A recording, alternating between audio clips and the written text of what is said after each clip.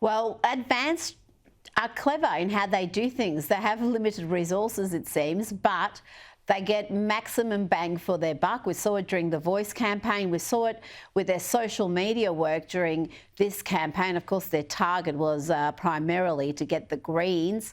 The Greens have been plunged into crisis mode, with the party blaming Liberal and One Nation preferences for losing their leader instead of, taking a moment to reflect on their missteps. One Labor source said of Adam Bandt and his party, it turns out being morally superior has a shelf life.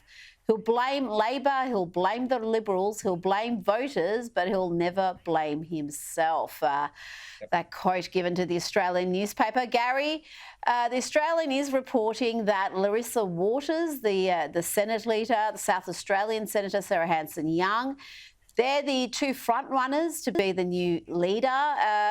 Also, Mehreen Faruqi is in the running. Oh boy, if she's the answer, how stupid's the question? Look, I would reckon Larissa Waters is probably most likely out of Queensland. She's been around a lot and she's won her return for 6 more years in the Senate. But that's it. They're gone from the House. They're of absolutely no use to anybody when it comes to the Labor Party government. And I think that's probably, to be fair, a good thing, that the Labor Party can govern in their own right. Everything is their own goal or otherwise. But in the Senate, different matter.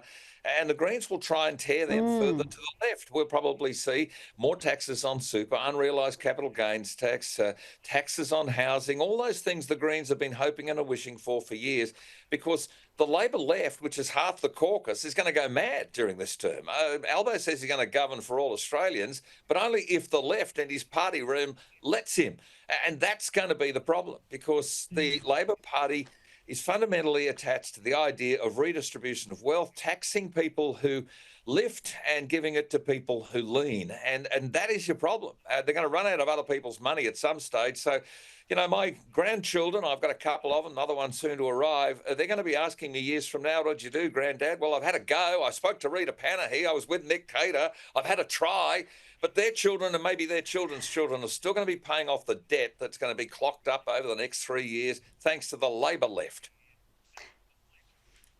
Nick, he makes an excellent point there, does Gary. The Greens are probably going to have the balance of power in the Senate, and if Labor opts to deal with them as opposed to the other crossbenchers or doing deals with the coalition, we may have a government that is even more radically left than the one we've seen in the last 3 years. Yeah, this is a symbolic victory in the lower house, of course, with the size of the majority that Anthony Albanese is going to have. You know, Adam Bandt and his chums would have been twiddling their fingers really in there. The real work will be done in the upper house, where, as you say, they've got the balance of power. So Labor will be inclined to move further to the radical left. And don't forget, there's a lot of people within their own party, within their own backbench now, who really should be in the Green Party, but I guess they wanted to be in Labor because they got more chance of actually being in government. So that's something to watch out for. But I would give some free advice to Larissa Waters. I assume, like the rest of us, she never misses an episode of your show, Rita. But my advice is this: get back to the tree hugging. You know, I mean, I don't think I ever saw eye to eye with the Greens, but they were a much nicer bunch when they're actually trying to save nature, which we'd all like to do, and do it without fear or favour. So when they're bulldozing bits of native forest to put up, you know, wind farms, you should be out on the streets. You should be out lining in front of the bulldozers for that. Let's see this old style Bob Brown. I never thought I'd be yearning for the return of Bob Brown, but please, that's where they should be going. Oh, yes, we miss Bob Brown these days. Now, the Senate battle for Tasmania's 2 remaining seats is heating up. Jackie Lambie and Lee Hanson, that's Pauline Hanson's daughter, Lee Hanson, among the 4 remaining candidates. 2 seats have already gone to Labor, 1 to the Liberals and 1 to the Greens. Amid the Senate battle, Pauline Hanson has hit out at Lambie, saying that she votes with the Greens or the Labor Party and she doesn't have any idea about the policies. Nick, I'll start with you. Jackie Lambie has provided me with plenty of content, particularly for lefties losing it, but will she be much of a loss if she doesn't make it? Well, it should be a loss to your show, Rita, but not to the Parliament. In fact, and I don't know Pauline's. I don't know Pauline's daughter at all, but I just take it that if she's a chip off the old block, I think I'd rather have her. It's nice to see Pauline Hanson. She's behaving like a soccer mum, isn't she? She's sort of, like you go to these kids' soccer games and the parents are yelling from the touchlines. It seems to me what she's doing here, but good on her, and good on her daughter for having the courage to stand, and good on the Tasmanian people for recognising somebody who will really represent their interests, as opposed to somebody who votes with Labor, Greens, whoever, and just looks always rather wild and angry. And just makes some of the most demented comments I have heard. Remember when she wanted to lock up Elon Musk for having free speech on X? I mean, incredible antics.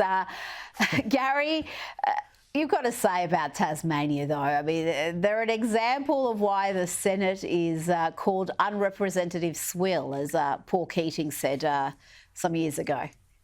Yeah, well, he did say it, and I get what he says, but look, that's the deal. We've signed up. Our Constitution says first states, the 6 first ones onto the Constitution, all got 12 senators. Well, originally it was 10. So, I also would quote what Graham Richardson observed, and I'm sure I'm not misreading or misrepresenting Richo. He was concerned when Labor brought in extra senators for each state. By increasing the size of the House of Representatives in 1984, he said, we're going to rue the day. We're going to end up with some crazy people in the Senate. Now, make of that what you like, but we're going to end up with a few interesting results. And so one of the best things that could be done if we were serious about what was good for Australia is to actually reform the Parliament. Fewer members in the House, drive down the numbers in the Senate, actually have fewer senators. And that way you needed a bigger chunk of vote to get elected. You'd be more mainstream automatically, and you wouldn't have some of the kind of, entertaining for the Rita Panahi show kind of contributions from some people in the Senate. Just saying. But look, I'm not rewriting the Electoral Act right now, but if they want me to, I could bring in first past the post voting, make it non-compulsory voting. These sorts of things I think are all part of the reform, but winners are never going to change the system that got them across the line. Absolutely. Those last two suggestions, I think, are very sensible indeed. First past the post and make it optional. Why should you be forced to vote with the threat of a fine? Now, I want to bring to your attention a couple of pieces in the Australian newspaper and see where you stand on this debate. Paul Kelly has argued in his column that the Liberals must return to the Howard concept of the broad church in order to win. He writes that its revival is the only viable strategy because it opens the lens wide, it is inclusive, it incorporates both the Liberal and Conservative traditions, it offers a broad basis for public policy and a welcoming window for a wide range of Australians. It would open the party to the country, not shut its doors. Nick, is that a little bit naive? Hasn't the political landscape changed markedly since those Howard years? You could argue one of the Liberals' biggest issues is an identity crisis where they try to be all things to all people. I suppose I'm going to side with Paul on this. The thing is, Rita, we have a Westminster system. Westminster systems work a lot better when you have two major parties and people join those parties with different views and they argue the toss within them. I am all for the broad church, but on this condition, that everybody who wants to be in that broad church, number one, has to subscribe to Liberal values, and number two, has to want the party to win the next election. Because I sense there are people on the so-called moderate fringe of the party who sometimes look to me as if they don't want the party to win, and they'll sabotage it at every opportunity. And that's what's going on right at the moment over this, this unseemly battle over the leadership, which just have that discussion respectfully behind closed doors, because the longer this goes on, the more vicious it is, and there's some horrible, horrible stuff being thrown around to Angus Taylor, completely unwarranted. But so long as this goes on, Rita, the longer it'll be before the party ever has a chance of getting back into government. And I personally support the Liberal Party because I think they're better in government than Labor, full stop. And I don't want to see them in opposition a day longer than they have to be. Well, you say you disagree with my take, but what you're arguing for is, I think, some sense of uniformity within the party. Obviously, you're going to have people with different passions, different points of view. But if they have to subscribe to the Liberal position and they have to be disciplined and loyal, then that is very different to the sort of broad church we have seen in recent years, where there is the infighting, the moderates trying to get rid of the conservatives, the white-anting that's happened. And I've got to say, this piece by Janet Albrechtsen in The Australian is, I think, far more sensible advice. She argues that without a firm foundation of values, a political party is just a house of cards, and that instead of the Liberal Party running from the culture wars, they need to embrace them. She writes, everything is about culture.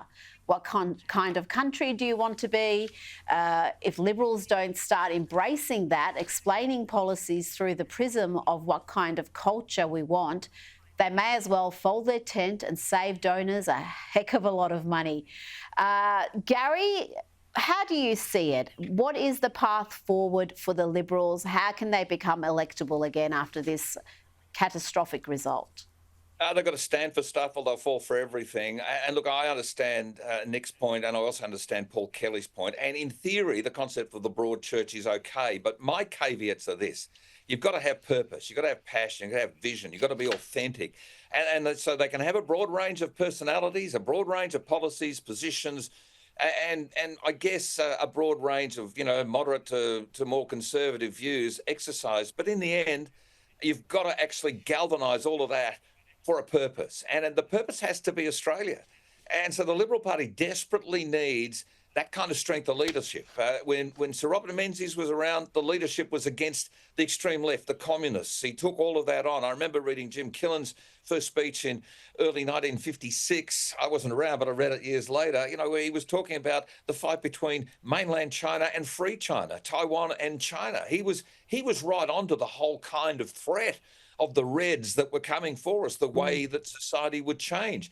John Howard equally also galvanised Australians for a purpose. So a broad church got behind a leader, and that's what we need. We need to have a strength of leadership, authenticity, values-based, to Janet Albrechtsen's excellent point, values-based, and to own the Australianisms associated with everything. Stop the world trying to interfere with us. Make Australia for Australia. Make it great again. Can I say that? I mean, you can do it. Why are we getting so scared at every first bit of criticism from the left? Well, this seems to be the problem. They're so terrified of some sort of media backlash from people who will never back them in the activist class, academia. And they're scared to actually have an authentic, principled, strong position that is dramatically different to Labor. And we saw that at this election. We saw them go with this small target strategy.